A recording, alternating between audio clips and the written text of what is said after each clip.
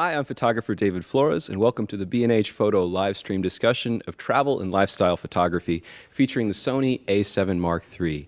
Now, we have a fantastic panel of guests that are with us today that are experts in the field and wonderful on social media. We're going to be hearing from them in just a second. But before we get going, just want to hear a little bit about you all. Maybe we can start with you, Paola, and work our way down the line. Sure. Thank you so much for having us. We're happy to be here today. My name is Paola Frankie, also known as Monaris on social media.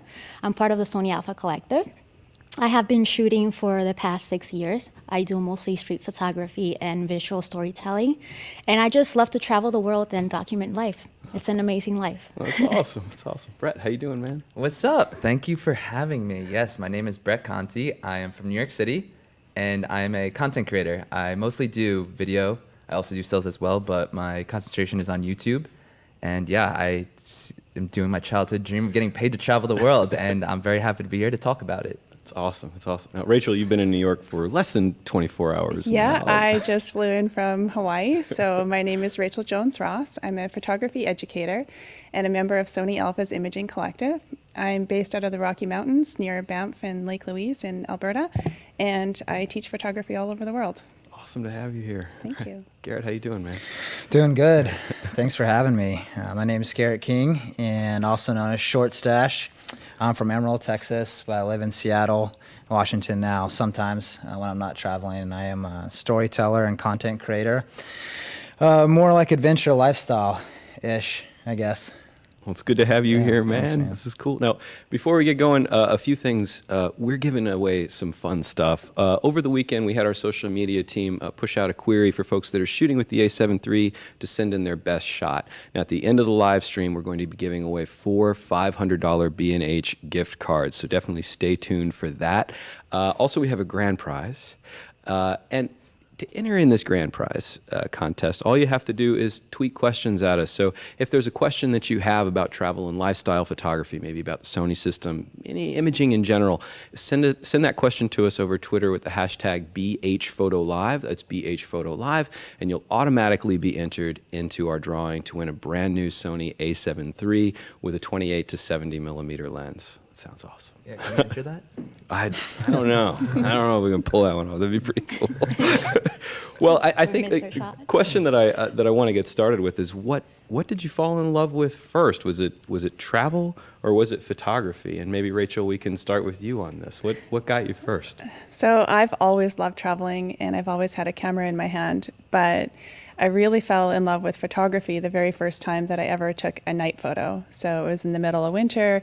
It was the tail end of the Milky Way, not even the core visible. But when I saw that image on the back of my LCD screen, I just fell in love. It was like somebody had pulled back a curtain and I was peering into the universe. Mm-hmm. And so that's when my journey with photography began. Oh, man. What about you, Karen?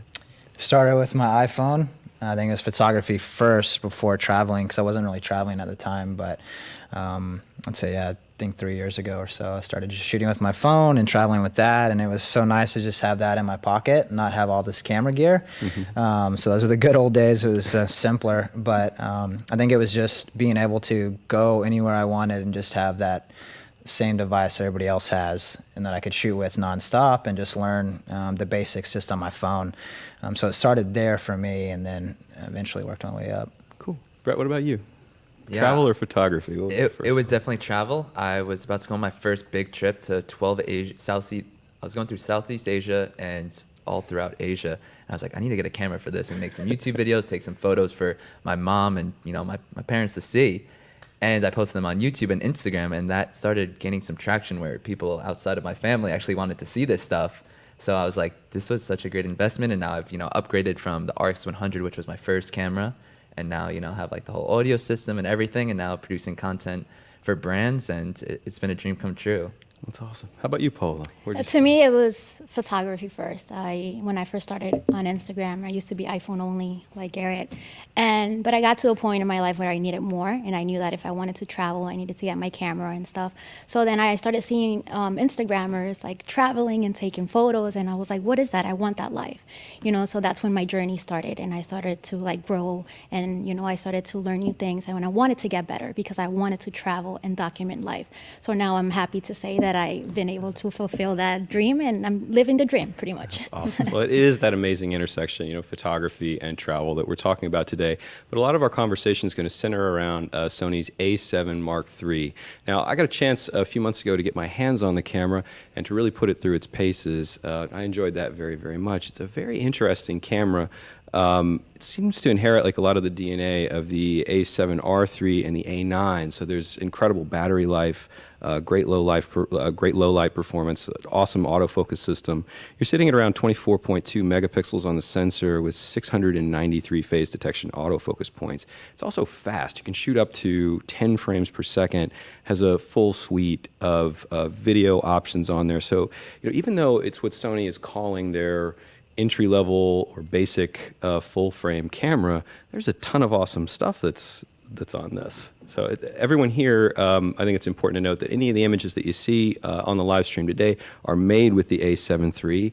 And if you have questions about it, ping them at us. Use the hashtag BHPhotoLive, and we'll do our best to get those answered for you here on the live stream. Okay, so so many of the questions that we have coming in around travel are about preparedness. So I want to start with a question that came in from Twitter, and the question asks, how important, and do you have any tips, is it to do research or create some type of editorial guide before traveling? Does this help with travel photography, or does it complicate more than it solves problems? Is it better to plan ahead or just to improvise? Brett, maybe we'll start with you here on this. Do you plan, or do you just kind of feel it out as you go? I personally do not plan. I have one destination, and then I try and find as many things as possible along that way. And especially with I do when I'm focusing mostly on video and creating a story, you never know what's going to happen, where you could sometimes meet someone and then they want to show you this secret spot, or meeting locals. So I usually have one destination in my head, but you never know where the day can go, and you just got to go with the flow. That's cool. Now, Rachel, obviously, I'm assuming a lot of planning is. I'm a hardcore planner, yeah. But I have plans, and then I have backup plans, and then I have backup plans for my backup plans. I really do need to plan, because, for night sky photography, for example, you need to be able to know where the Milky Way is going to be at what time, and if you're on a beach, then you need to know what the tide levels are going to be. So there's some planning that has to go into it. Nice. What about you, Paula? To me, it's mostly planning. Because of street photography, that's the type of work that I do. You have to be aware of your limitations and the laws of each country that you visit. So I always take my time, and I read a lot, and I study each country that I go to, and that's how I usually do it. And then when I get to the country, I know what I'm expecting, what I'm allowed to do, and what I can do, what I can photograph. Do you have any tips for anybody? Like, let's say you do the research, you're figuring out laws, you're figuring out where you can be and where you can't be. But what about cultural things that come up, particularly in street photography, things like language or just general vibe? Any tips for folks that might be? I think you just have to wait until you're there to experience what each country is like. You never know until you get there.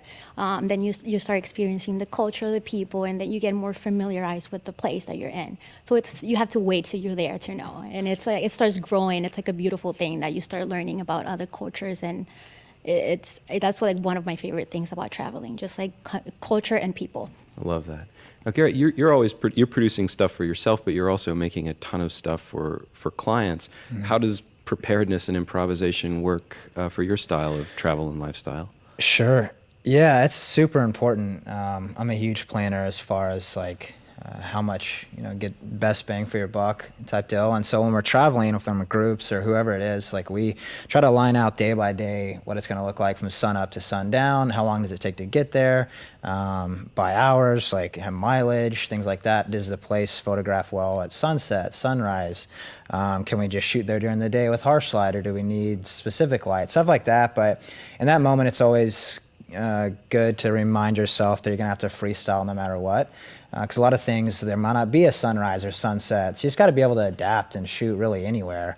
And to me, you're only a good photographer if you can be experienced in all those realms. Like anybody can take a great photo in perfect light, but when you're challenged in those certain ways and all that planning's come ahead and you're able to just kind of bounce around and adapt, I think that makes you a threat. You're able to really adapt in those places. So planning's huge for me. And then, of course, being in the moment is super important too. If something comes up that's changed plans, it's great to go with the flow. I mean, there's just no other way to do it. Well, I think the challenges are some of the things that we enjoy most about image making, and I have some questions for you all about that. Now, Brett, I'm going to start with you on this one.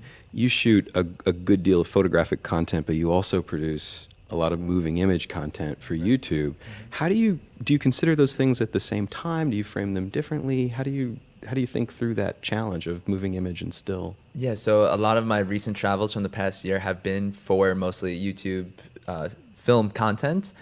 But while I'm going to, get those shots, I'm usually thinking, all right, wait, I need to get some photos as well. So it's usually I get the moving images, and then I'm like, ooh, this could be a good angle for a still shot. So first film, and then that gives me my eye for the photo.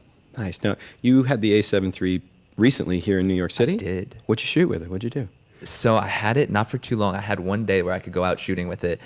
It was unfortunately not the nicest day out, but that's, how we were talking about, you have to go with the flow. Sure. Still made it work, and yeah, I got to shoot a really cool video. I think we have it here. Yeah, let's take a look. Let's watch it. Hi guys, my name is Brett Conti, and today we are shooting with the Sony A7 III here in New York City.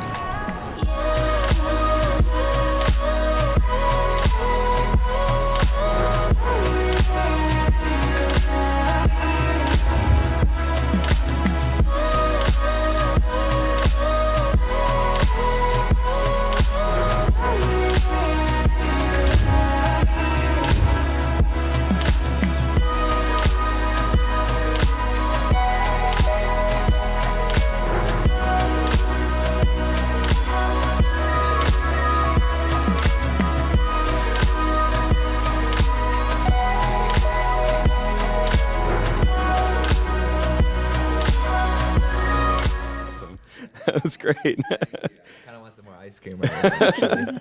We'll go for some after this. Yes. I have a question that there's a growing number of folks that are coming to B&H that are interested in becoming YouTubers, that are interested in becoming vloggers.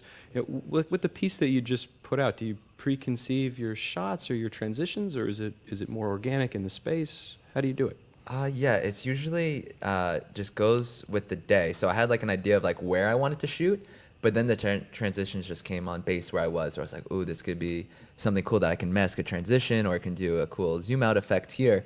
So you always have to be on your toes, I guess, is like my best advice for someone who wants to be a YouTuber or someone who wants to create content where they have to flip it fast, since I'm making at least like 2 videos a week that I post.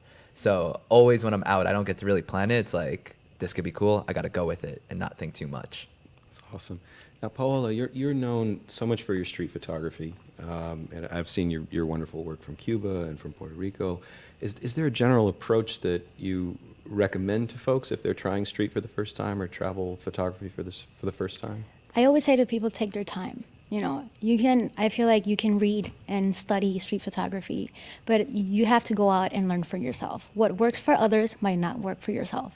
That's my number one advice. Go out, try it. The more you do it, the more comfortable you'll become. You start seeing the world differently. You start to appreciate the little things in life, and that's what I do.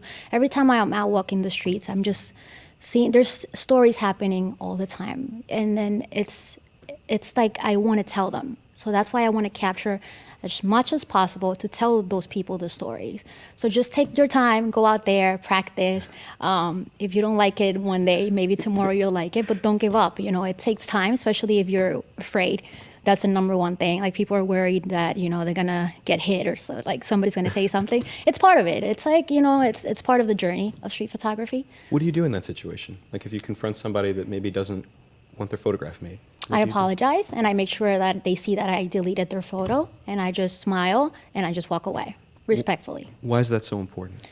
Because they have to know that their rights matter. Like, even though I have the camera, they're still in control of the situation. So you always have to be respectful of their wishes. I love that. I love that a lot.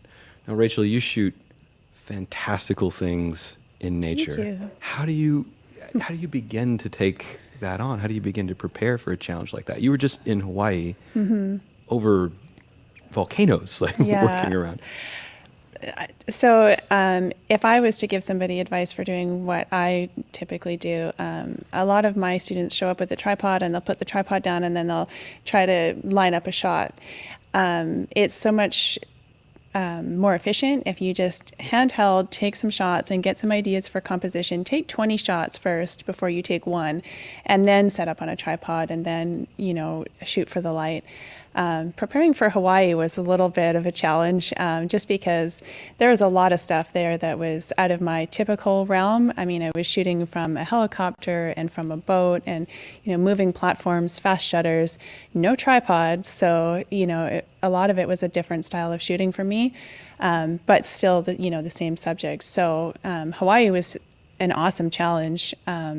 And it was a great little test of the A7 III as well, because I was shooting in so many different types of environments. Now, there's places, I'm assuming this, but there's probably places you can go and places where you can't go. Oh, yeah. How do you negotiate that as an image maker? I asked a lot of questions. There's a lot of culturally sensitive areas that are off limits in Hawaii, so I just asked questions. Am I allowed to be there? Is there rules about me being there? Is there rules about the photography from there? And there was lots of places that I wanted to take photographs from that were off limits to me, and you just respect that. And there's so many other places that I could go. So That's awesome. That's cool. Now, Garrett, I'm assuming you probably have to ask a lot of questions up front, like if you're working with a client on what it is that you want to make. What's that process like for you?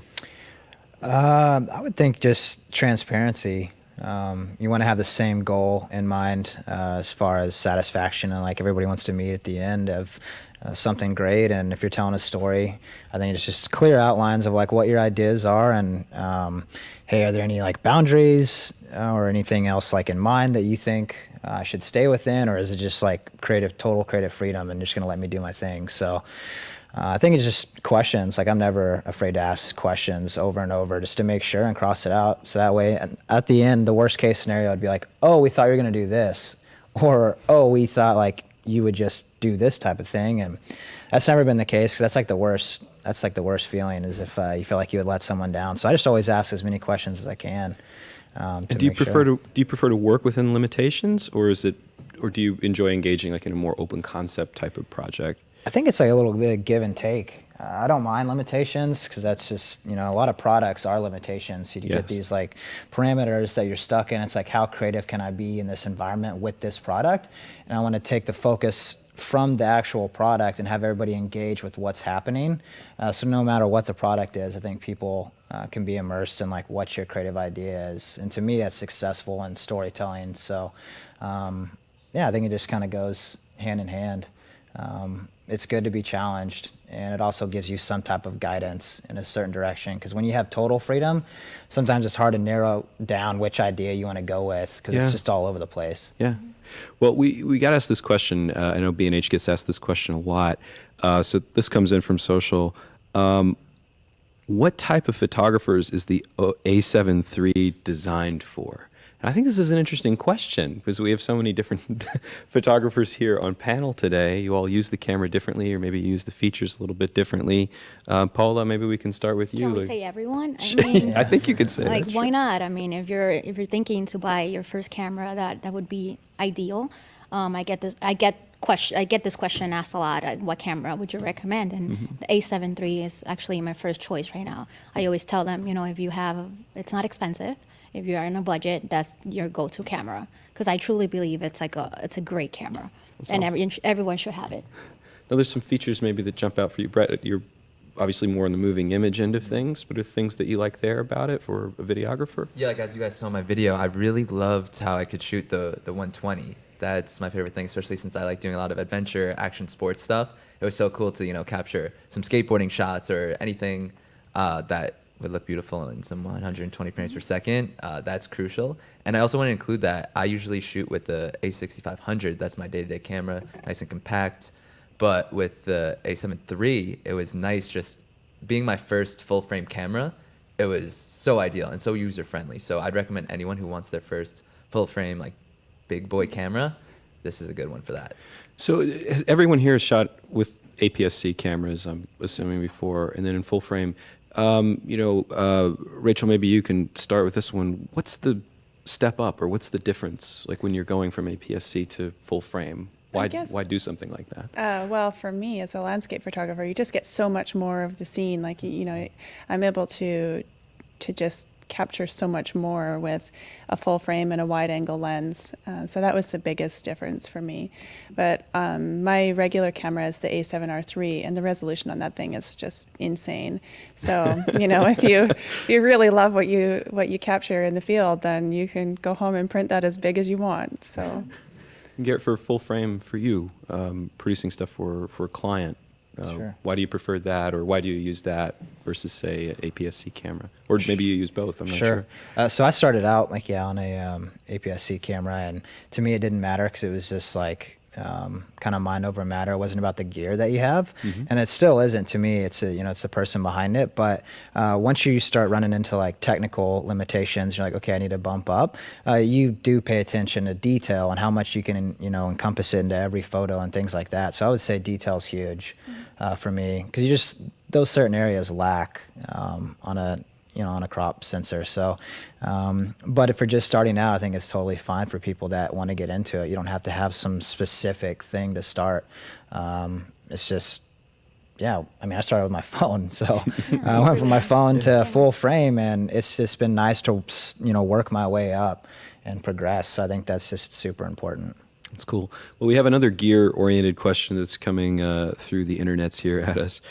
When traveling, do you prefer carrying a bag full of different lens choices, or one walkabout lens attached to the body and that's it? If it's a bag, what's in it? And maybe we can start with you, Rachel. So that's a great question. I mean, preferably I'd like to travel with something super light because I do a lot of hiking, and luckily Sony cameras are very light. But I also love gear, and I love lens choice. And when I was in Hawaii, I was shooting with 2 cameras at a time, and I had different lenses mounted on each one so that I could get wide, I could get tight. I really like having that versatility. So in my bag, I had everything from the 12 to 24, 24 to 70, 70 to 200, 100 to 400, and a 1.4 converter, and then a whole bunch of primes and other choices in between. So and your sticks and all that. Yeah, I had a full kit, and I was also using the RX0. So it was a lot of gear. But you like having that I like to have having the option it, to shoot because. I mean, sometimes you're going into a situation you don't know what to expect. There was a lot of restrictions around the lava flow, and I really wasn't sure if I could get the shots that I wanted. The helicopter can only go 3,000 feet above the lava and within, I think, 2 miles radius. So, I was thinking I really need a long lens, and that's why I was using the 1 to 400 with a converter. And even from the boat, you don't know how safe it is to get close. I mean, we ended up getting really close, and they were great. But yeah, having the lens choice, having the freedom of that choice, really made a big difference for me on this trip. That's cool. Now, Brett, you're moving around so quickly in a lot of spaces. The way you document a day or an experience. Do you have a ton of stuff with you, or do you pare it down? Like, what's... So when I'm in New York City, I'll have my camera bag and have a bunch of different lenses. But when I'm traveling, this is something I've never heard any other person really doing. So I have my wide angle lens that I use for, I guess you said, vlogging. And then I have my RX 100 that I use for B-roll shots. So that's why I'm stoked that the Mark 6 just came out, because that goes to 200 millimeter. So I think before, the one I have, it only goes to 70. Mm-hmm. And I would use that for my B-roll shots, and no one could tell the difference, because I also have the 55 millimeter for my A6500.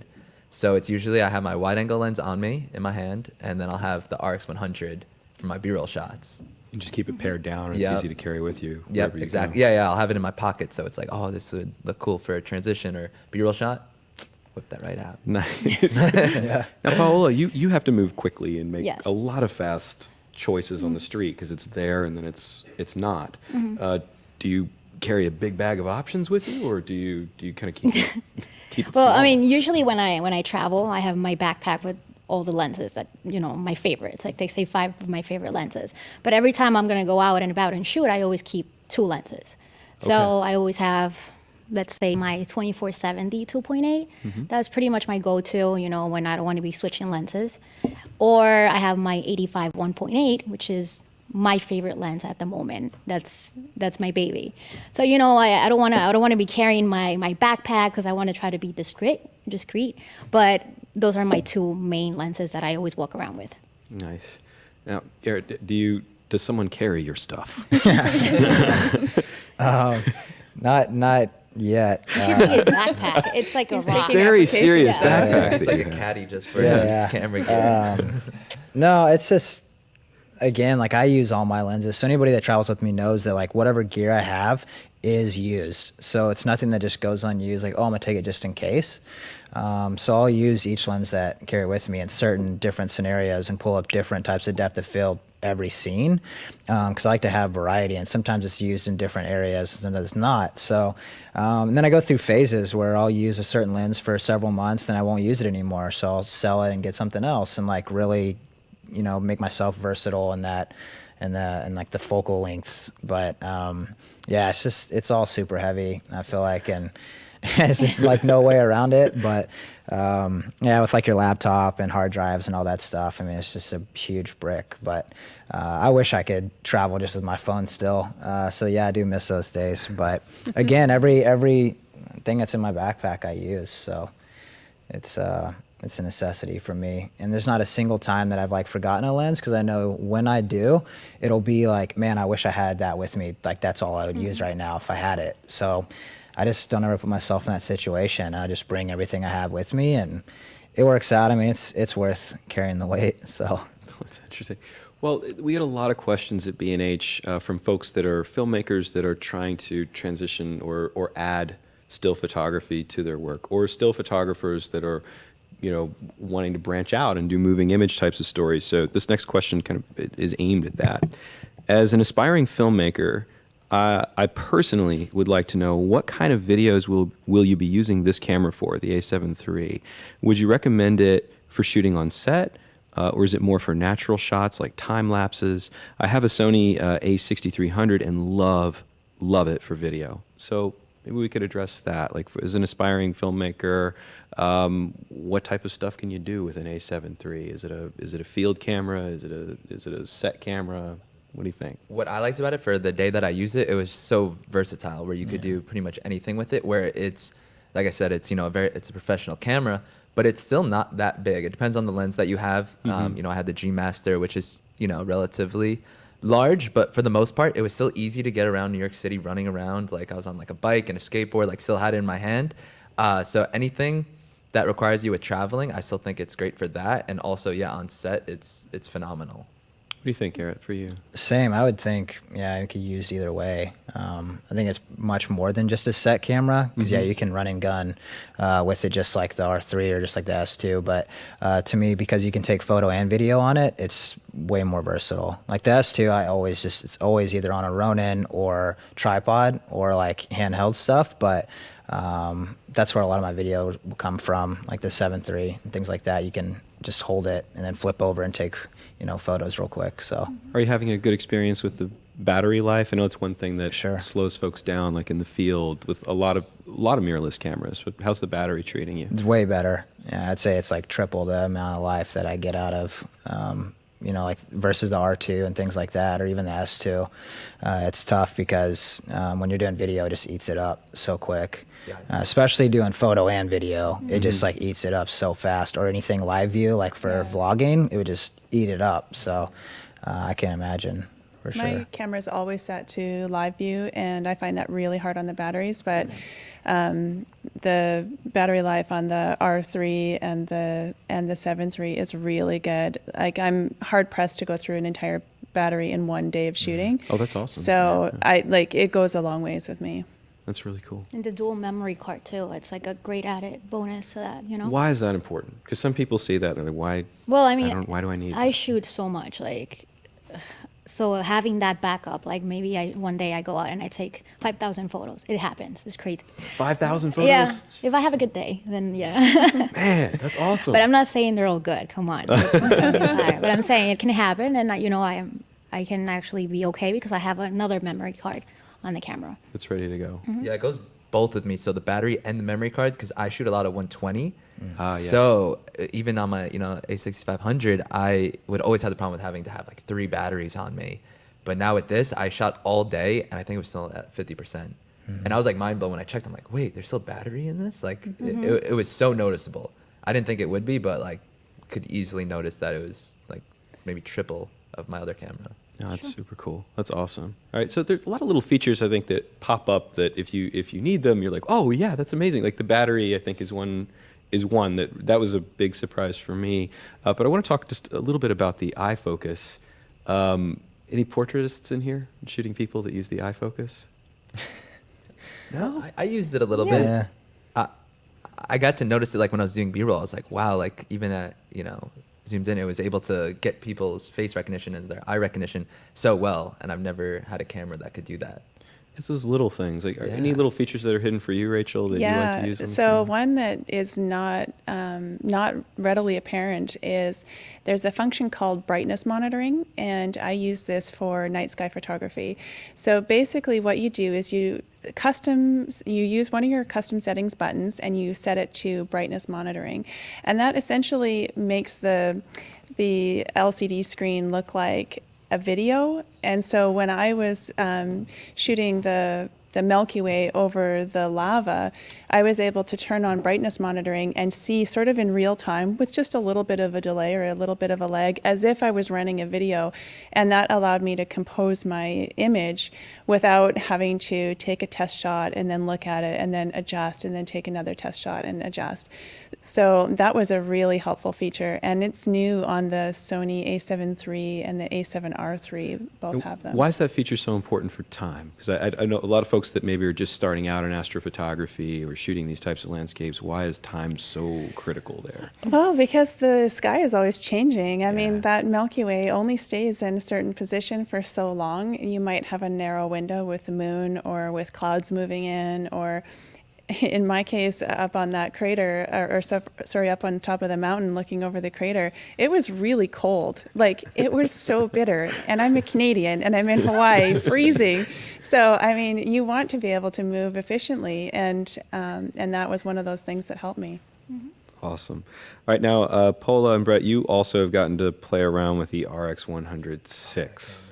Okay, so Such a good camera. this is it's a compact, super portable camera.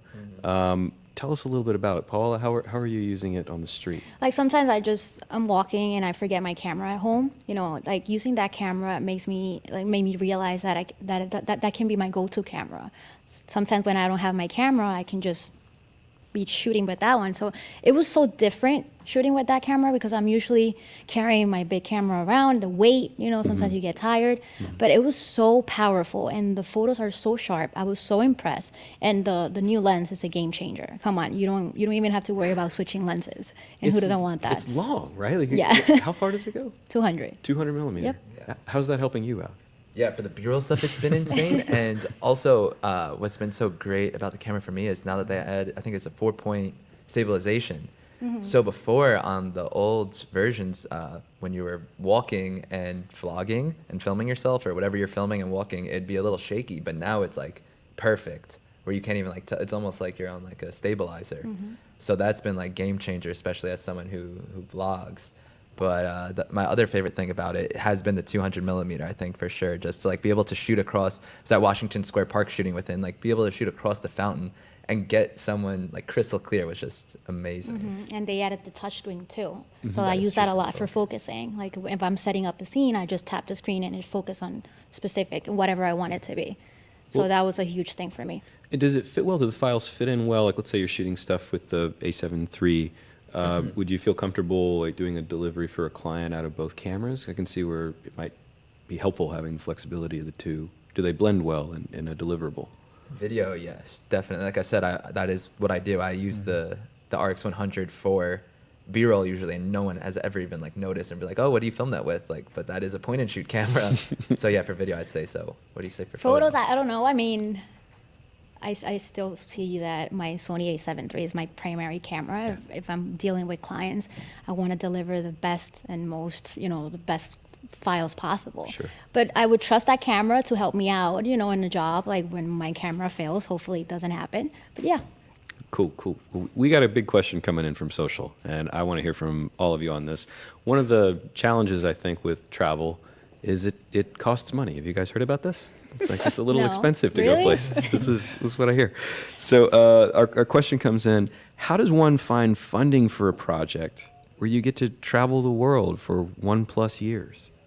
How do you find funding for your projects? Like, Garrett, maybe we'll start with you on this one. Myself, or yeah, a lot of these trips, like it's self-funded with buddies that are either saving money or money from other projects that we've completed that you just want to go and make it happen. You just make it happen. Like a lot of times, certain trips will line up and things like that, or you're invited on a trip and those things are paid for to create content for them in exchange for the travel and then compensation on top of that. But a lot of these trips, if you want to go, you just go yourself, and if there's a will, there's a way type thing. If you want to pitch to different clients and certain content that you're going to create for them, you can learn how to sell your ideas to them, create a deck for them that they can understand why you're going, what your purpose is, what story you want to tell, and they're able to, compensate budget for that. And so a lot of times you can mix and match and be able to take care of the cost, but for the most part, I've paid for so many trips that just you want to have those memories and that time, so you just make it happen on your own.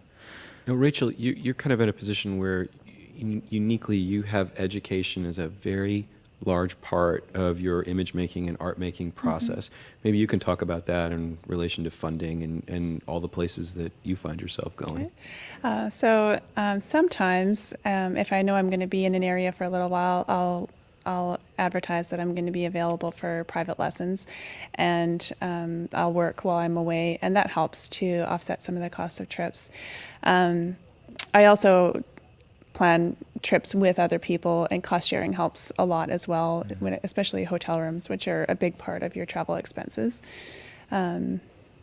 That's cool. Paola? Well, I feel like my work tends to attract a lot of tourism boards. Oh, okay. So that's always good because that means free pretty much everything, but then you have to work hard while you're there. Like most people think that you're traveling, but you're not working. And they don't see what's behind that, the closed doors. It's a lot of work, hardly any sleep, staying up until 2 a.m. editing because you have to deliver photos. So it's a lot of work, but yeah, tourism boards it's like the best way to go. Okay, awesome. For YouTube?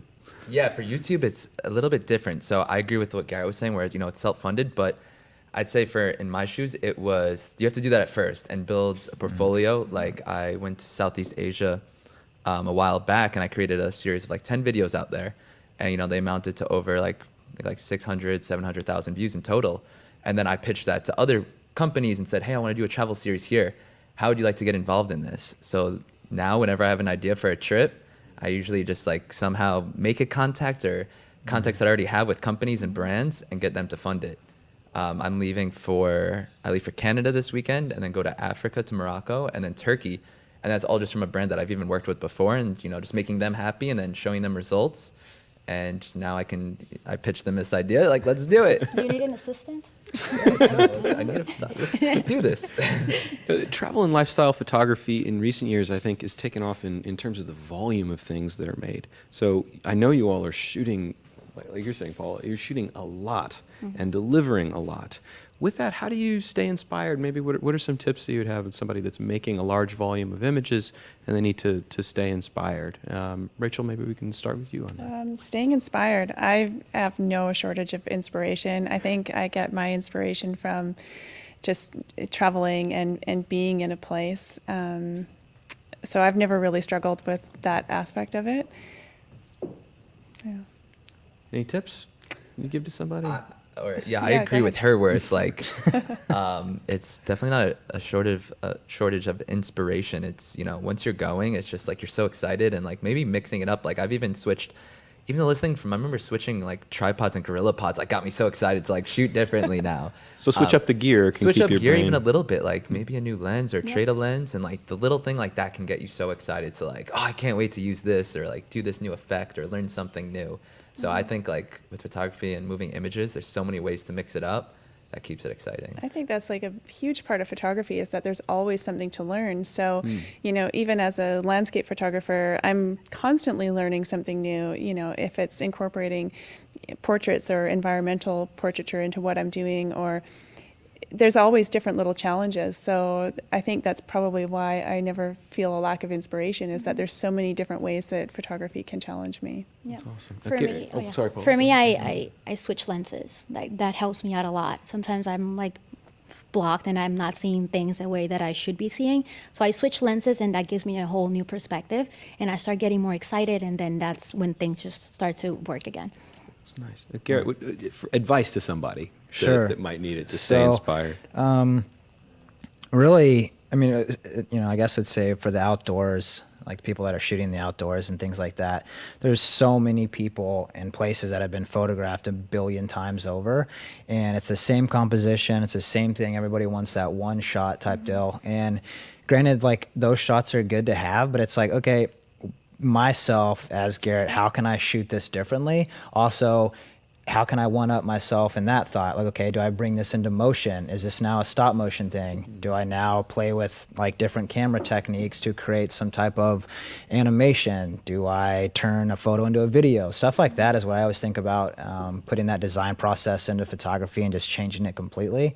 Because for me, it's about like entertaining myself and, you know, yeah, having my own spin on those things. So I think that you can pull inspiration from the people you're with, their aesthetic, how they shoot, how they stylize things, how they edit, and then also just your perspective. You know, viewing things different. You're just so, I'd say, niche in the fact that people want to like instantly go to a shot that they've seen and take it for themselves and like, oh, that's my photo. It is, but like at some point, like how do you make that different for yourself, you know, and how is that your own shot? Like there's always gonna be different light, there's always gonna be different environmental scenarios, but it, you know, when it comes down to it, you know, how can you create something that's, you know, unique to yourself? And to me, that's like exactly why I shoot, is to make same thing that's just different, you know, game changer. That's awesome. Can I add one more thing? Please. To get inspired, some advice. Listen to more B&H live streams, because I'm so inspired right now. Like she was showing me, Rachel was showing me all of her night photography. I'm like, all right, I need to learn how to do this. Yeah. I'm going to the Sahara Desert. Like, so even now I'm like, I'm inspired to learn something new. So I think even me consuming the content is inspiring too, and seeing other people, how Paula saw other people being able to travel, making a living from like their photos. So I think consuming the content, you can transpire that and be like, I can do that too. Yeah, I always feel like I'm making good things when I'm looking at good things. Yeah. It really, Yeah, shooting really with helps a others lot. is really important because you're always going to learn something new, even if it's just a different perspective.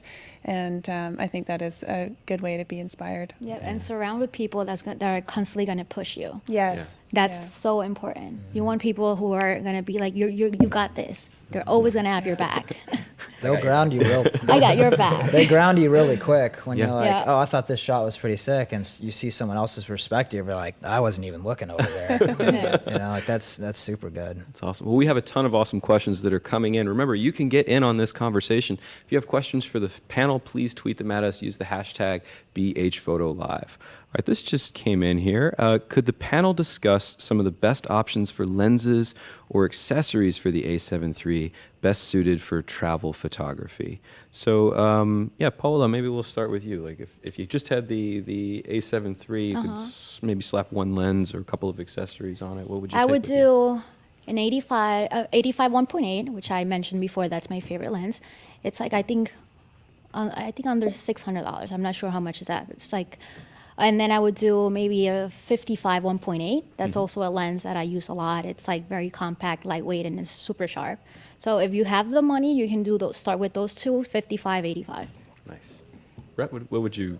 Yeah, for me, I mean, it depends. If it's like a birthday gift from someone, I'm gonna get that G Master that you guys let me use, the 16 to 35, because I fell in love with that thing. Yeah, so I mean, if I had a choice, I would just get that lens for what I do with, you know, YouTube and vlogging and everything. Like, because the 35 is still great, but the 16 on it, like, it just looks so crispy. So. I think that my favorite lens, just all purpose, is the 24 to 70 G Master. It's really versatile because you can use it for landscape, you can use it for night photography. It's really sharp. It's a 2.8. And it's also got beautiful bokeh. So if you want to use it casually and you were just going to carry one lens around with you, that'd be the one I start with. Garrett, what do you think? So I think it's all relevant to like what you are traveling for. Sure. You know, like Paula, she wants depth of field and like that compression, so she's going to want to have that, you know, and Rachel wants, you know, the wide angle. And so it's just, it depends what you're going for. But I would say if you're going to be stuck with one lens the rest of your life, no matter what camera it would have to be a 35 millimeter, because it's just like the standard for film, and like it's wide enough to capture a scene. It's like close enough to get intimate, but I would say like a 35 1.4, so you can get depth of field. And yeah, it's just all around. Like I think anybody could be comfortable in that focal length, and it will challenge you to get closer or get further away. But yeah, that's what I would choose if I was stuck with one thing, and I'd be completely happy with that. These are all great recommendations. So I got a shop question that just came through. Maybe Garrett, we'll start with you on this one here. What is the ratio of the planned shot list versus the candid in your typical work? So I guess it's sort of how much do you plan on paper versus like how much you just want to figure out in the space? Sure. I think it's once you get there, right? Sometimes your plans go out the window when Sure. the weather's different or just doesn't line up or it's way too crowded or something like that. But I would say there's only a few things that I plan out for the most part, but then, you know, compositional purposes, I love to freestyle and get those organic moments of people in their element to what they're doing. And I think that's just much more of a story when everything comes just organic, because everything planned is just stereotypical and it's easy to do, but there's no emotion in that really, because it's not natural. So I think when you're catching people in their elements, to where it's like animals or just people or cars, whatever it is, it's so cool. And that's why I love Paola's work, is that it's just right there at that moment in time. It can't be replicated. It can't be it's right then. And so to me, I think that's super special, because you can plan a little bit, but you don't know what you're going to get until you hit that shutter. So I would say it's like 50-50 for me. Let's jump over to you, Paola. How do you feel about it? Approaching street, is there like a shot list in mind, and then you get there?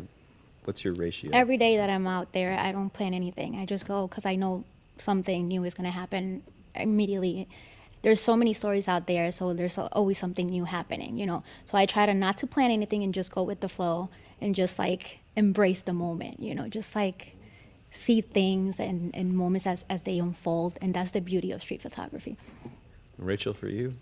I think that there's some planning that you can do in landscape, and there's ideas that I have that depend on certain conditions aligning. And, you know, you might have an idea for a shot, but it depends on the aurora or, you know, certain ice conditions or something like that. So I have things in mind that really it's just a game of patience, where I have to wait for those conditions to happen before I can pull that shot off. So I do have ideas for shots. Okay. How did you wait out the volcano? Like, or have you waited something out and then it just didn't happen? How do you deal with that? I wait stuff out all the time that doesn't materialize. The aurora being the best example. The volcano was totally different, just in that we didn't have great access. You know, there was restrictions for safety reasons as to how close you can get. So I mean, you can have ideas for shots, but can't pull the trigger on those because you just can't get that close. So you have to work with what you have. Agreed. Brett, how does the disappointment of waiting it out work in your life? I've had that happen a few times. Even yesterday I woke up at 5 a.m. to get sunrise at the Brooklyn Bridge. This is actually a good story, because luckily it came out amazing, got a lot of good photos and video, but there's been so many times where we'll wake up at crack of dawn, try and get some shots, and then there's no sunrise. Or I'll even like go in plan a helicopter ride, and then it's like the worst day to possibly go in a helicopter, and you spend all that money. So you just have to know that that's Mother Nature and it happens. And I'm sure that's happened to all of us. Oh yeah, it's part just a of it. game of waiting. That's Yeah. all it is. Yeah. Then you shake it off and you go Yeah. try again. Try Yeah. again. That's it, yeah. I like that. All right, another question coming through here. In your careers, did you find it more helpful to grow your client base by having a niche, or being broad-based in your travel photography? And maybe we'll start with you, Paola. Start niche or more broad? I would have to say niche. You know, once you go through life and you know who you are and what you want people to see and know you by, I think that's when everything changes. You know, that's why every time I put out work out there, I want it's because I love it. You know, and I want people to see that too, because that means that they're seeing who I am, how I see the world. So I think that's very important when you're going through life like this. Just put out work that you love, and I think people will learn to appreciate that too. Nice. Garrett, for you? I think it's a little bit of both. I think I'm niche for your style, right, and like how you perceive the things that you're shooting, and then it's good to be well-rounded and try to, try everything. But there are going to be certain things that you're exceptionally good at more than others, and it's good to always keep those strong and then try to strengthen the ones that are not as good. But I would say, yeah, you shoot what you love and love to shoot, and the people that want to hire you know your strengths and they want you for that. And so it's a nice asset to have. 'Cause you're like, they want me for me, I'm going to do my thing, and that's when the results come through. How about for you, Brett? For me, I think it's totally niche. Like Paul was saying, like once you know yourself and know what your brand is, then other companies and brands know what they're working with. So for me, like being a travel adventure YouTuber and photographer and Instagrammer from New York City, there's not many other people like that. There's really not many New York City YouTubers in general. So to be a male that does that, I think that's why a lot of my branded work is usually inbound. And I'll ask them like how they found me, like, oh, like, yeah, like you're one of the only lifestyle travel people based in the city. So I think when you have your niche, and if it's not too saturated, that's how you get a lot of the branded work. How about you, Rachel? Yeah, I would have to agree with the others that niche is knowing what you love and being able to share that with the world. That's what draws people to you. I love it. All right, so we have another question here came through. Oh, this is an interesting one. I'm considering a platform switch and would like to know from the panel, what are the main compelling reasons for switching from DSLR to mirrorless, and is it advantageous in travel photography? Brett, you want to start this one off? Yeah, like I said, I still love the A6500, especially for travel, just because it's so light. And on that, I have the 10 to 18 millimeter. Probably my favorite lens for that, just because it's so light. Like that camera literally can just fit in like my coat pocket, that whole entire camera setup. So I'd say, and the image quality is amazing too. There's not too much of a difference that I can tell from not being too technical with cameras. I can't tell a difference even between like some of the DSLR cameras. So I'm curious to hear your guys' perspectives. So being an educator, I work with a lot of cameras, and I had a client recently switch to Sony because she had injured her shoulder and she really could not pack the weight of her other camera. Her shoulder injury required surgery, so she went full Sony, all the lenses, and she could go back to doing what she loved and what she was doing before, because of the weight difference. Often my clients will comment on how small my bag is. If I'm going to a location that I know exactly what lens I'm going to bring, and my camera bag for hiking is quite small, and that in and of itself has actually inspired people to switch to the mirrorless system as well. So I think the weight of them makes a really big difference. And the image quality, I mean, there's no comparison. They have beautiful image quality. For you, Garrett? I would say, the weight, of course, even though my bag weighs a ton, it's just like, I would say it depends what you're wanting to shoot. So some people will argue it's like, oh, I just do photo. Well, there's a lot of cameras that do photo, right? But I switched because I wanted to do photo and video, and for video purposes was just so much more advanced with Sony. It just made sense for me. I didn't want to have one video camera, one photo. And so I think that it was huge to do both of those, and also the electronic viewfinder for me. When it's really bright outside, to be able to just view through and not have to worry about glaring on the screen when you can't really see. So I think that was big. In the low light situations, I think mirrorless are always going to be better in that sense. So to me, it was just these little factors that I checked off. That's been great. And then image quality as well. So it's just super sharp. So I agree with them. I do. They said what I was thinking. Does the size make a difference though for street photography? To me, it doesn't. It doesn't I make mean, a it doesn't difference. matter what I'm shooting with. It's like you have to be comfortable with your gear, And it doesn't matter if I'm carrying the 70 to 100. I still feel comfortable, and that's very important to me. So to me, size does not matter. Oops. That's awesome. So, I just want to just kind of quickly go around here. For someone that may be starting out in travel or lifestyle photography, somebody that's interested in the genre, maybe we could each impart a tip for them along the way. Maybe Paula, we'll start with you and work our way down. That's it. Just enjoy every second of it. Don't give up on your dreams. Just work hard. Love what you do. And just enjoy the journey. Some people are, just you have to be positive and have an open heart to life experiences, because there's so many beautiful things happening out there. And I think you just have to embrace life and whatever comes your way. Love that. Well said. Well said.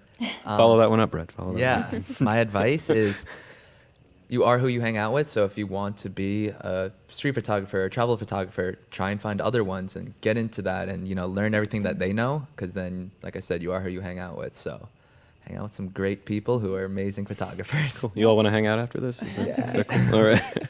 Rachel. I agree with both of you, and I would say, in addition to those points, to take your time and to actually really enjoy and experience a place. I find that my best work comes when I've visited a place more than once, and that allows me to get creative with it or engage with it in a different way, because sometimes it can be really overwhelming when you just show up and there's like a volcano exploding and there's things happening and you can get great shots, but to be able to revisit, to go another time, or to be able to just take your time in the moment makes a really big difference in what you can produce. Love that. Garrett? So, in addition to all that, I can't say it enough, but to take pride in the work that you're creating and know that it's your craft and people are watching and they see that, and be an example for those. Shoot because you love it. Don't shoot for social media. Don't shoot to please everybody else. Do it because you want to be doing it, because you could do anything. And it's if you're choosing this and go full force in it and love every bit of it.